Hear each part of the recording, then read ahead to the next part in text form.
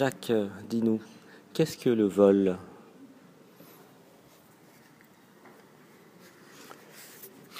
Le vol, ou faucher, ou chaparder, ou autre terme, est le comportement résultant en grand numéro 1 d'une ignorance des lois spirituelles.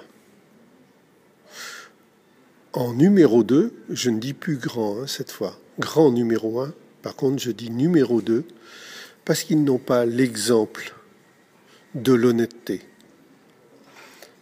À partir de là, pas d'exemple de la part des soi-disant grands, qui sont en fin de compte les plus voleurs que les petits, plus le fait de ne pas avoir reçu l'ensoignement des lois spirituelles leur fait avoir des comportements inconsidérants, irrespectueux, qui amènent les êtres à voler. En fin de compte, le sujet, ça serait d'apprendre les lois spirituelles, afin de savoir où l'on doit se situer. Et même pour des êtres qui sont dépourvus de tout, il y a toujours une porte de sortie.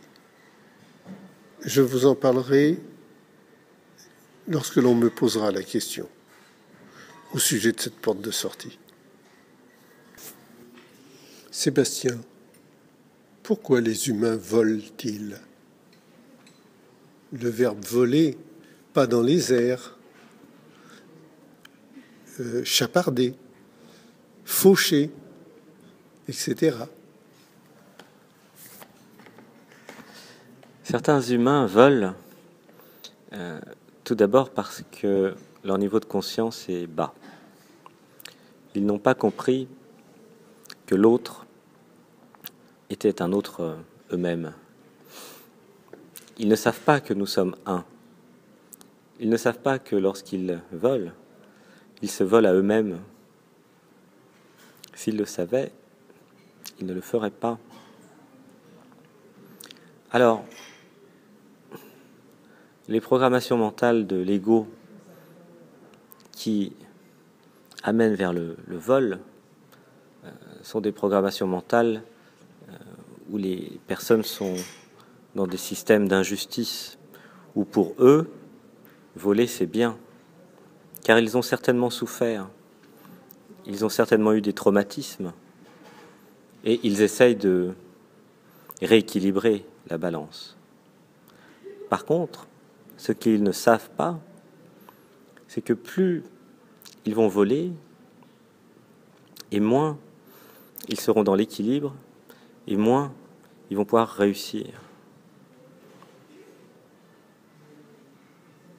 Ils créent du karma négatif, ils créent du déséquilibre, et c'est seulement quand ils auront fini leur incarnation qui s'en apercevront. S'ils s'en aperçoivent plus tôt, alors ils peuvent toujours essayer de rééquilibrer la balance. Voilà. Les êtres à haut niveau de conscience vont essayer toujours d'être dans l'équilibre et d'être dans le juste.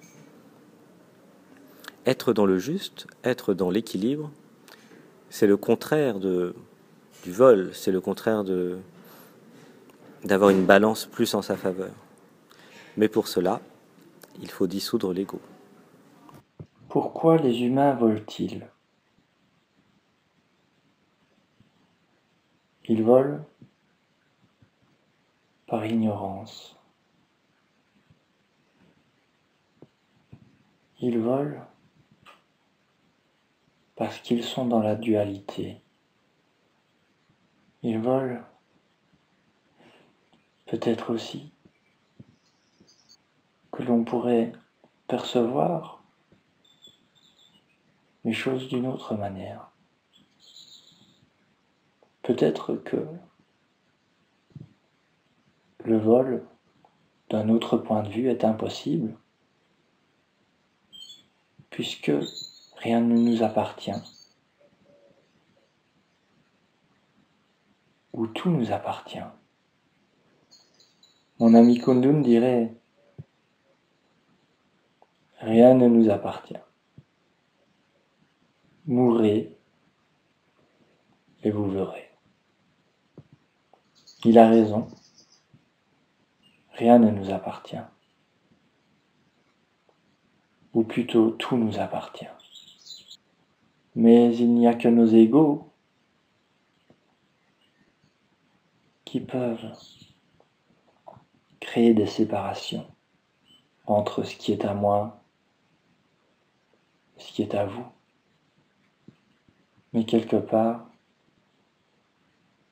tout est à nous. Alors, pourquoi est-ce que l'humain vole?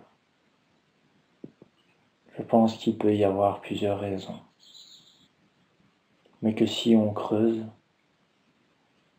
on risque de tomber à chaque fois sur un ego qui se cache. Un ego qui a peur. Un ego qui n'a jamais assez. Un ego qui croit faire justice. Prenons conscience que rien ne nous appartient, qu'il n'y a rien à voler, ou que tout appartient à tout le monde, et qu'il n'est plus question de vol, il est question de partage. Cela vous fait peut-être rigoler, mais un monde tel que celui-là me plairait bien.